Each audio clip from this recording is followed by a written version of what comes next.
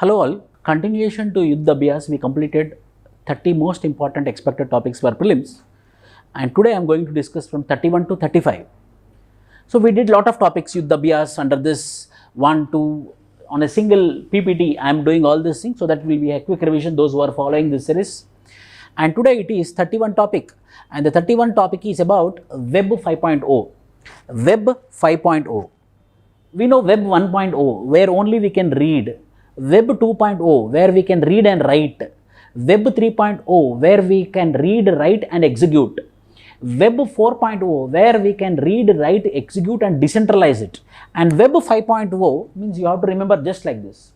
Today it is Internet 5.0, that is Web 5.0, which means that we can read what is there, we can write it, we can edit it, we can design according to our wish, and the data which is present in the website can also be controlled by us like Wikipedia. That is Web 5.0.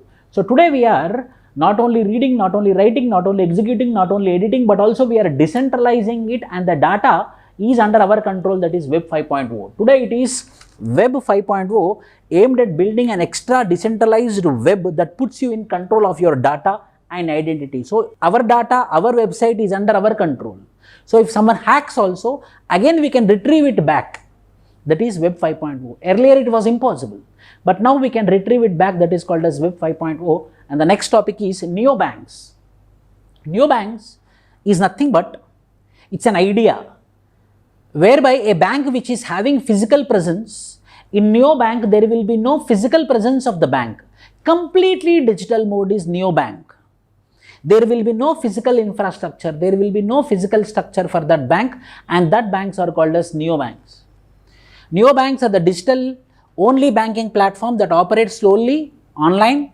Simply put, they do not have a physical presence, they don't have any physical presence. They are completely digital. That is a major difference between traditional banking and digital banking. In traditional banking, bank will be there, officers will be there, structure will be there, that is called as traditional banking. Whereas neo-banking means there is no traditional banking, there is no physical structure, there will be a online structure. That online structure is called as neo-banking. Neo-banking, only online. Only online. Revamped distribution sector scheme. You know, distribution sector is in losses.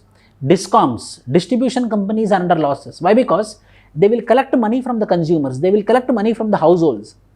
So what happened? People will not pay the bills.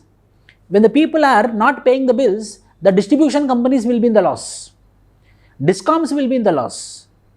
And not only this, sometimes because of popular pressure, because of government to run the elections, to win the elections, they reduce the prices of electricity, or they will waive the electricity bills. Like what happens in Old City, Hyderabad, what happens in Hazrat Nizamuddin, New Delhi, where the waiving of the bill will happen. So the discoms will lose, but the distribution companies will pay to the transcos. The transcos will pay to the genco, where the generation happen, where the transmission happen, where the distribution happen. So most loss making sector is discoms.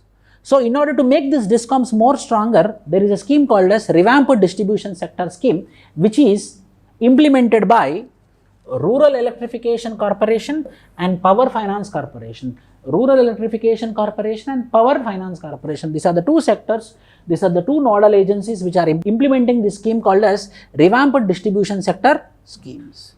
To improve the operational efficiencies and financial sustainability of all the discoms, to protect all the discoms, this scheme is coming up, and the implementing agencies Rural Electrification Corporation and Power Finance Corporation. Reduction of aggregate technical and commercial losses, pan-India level by 12 to 15% by 2024-2025. Reduction of average cost of supply, average revenue realized gap to zero by 2024-2025. Developing institutional capabilities for modern discoms, for modern distribution companies. This is Revamped Distribution Sector. Interstate Council, this is in news. What happened? In the month of January 2023, Tamil Nadu government, Chief Minister Stalin had announced that interstate councils are constituted at the discretion of the president. Every year compulsory 3 times the interstate councils should be constituted. That was a demand which was being put by Tamil Nadu Chief Minister. Hence interstate council is in the news. Interstate Council was been constituted in the year 1990 under Article 263 of the Constitution on the recommendations of Sarkaria Commission. So, but these interstate councils are not constituted regularly. These interstate councils are constituted at a very discretion of the central government. So, there is a demand to have interstate council, and the composition is the Prime Minister acts as the chairman of interstate councils. All the union ministers of the cabinet rank in the union will be the members of it. All the council of ministers nominated by the Prime Minister, Chief Ministers of all states, Chief Ministers of Union Territories, and administrators of legislative assemblies, and the administrators of Union Territories not having legislative assemblies, governors of state being administered under the President's rules. This will be the members of Interstate Council. So, Interstate Council is in the news, whereby the coordination between the center and the state, coordination between the states will be ensured under this, so that it will be ensuring cooperative federalism. I2U2. What is I2U2? India, Israel, USA, UK. 4 countries are part of it.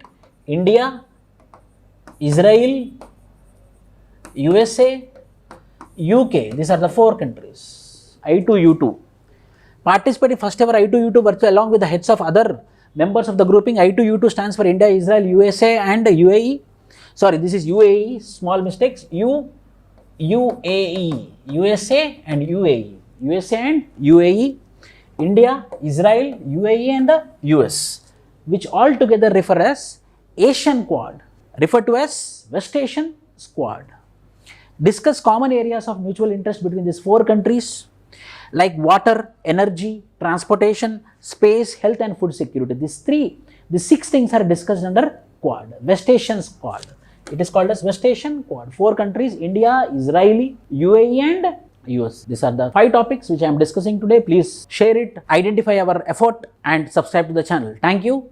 Jai Hind.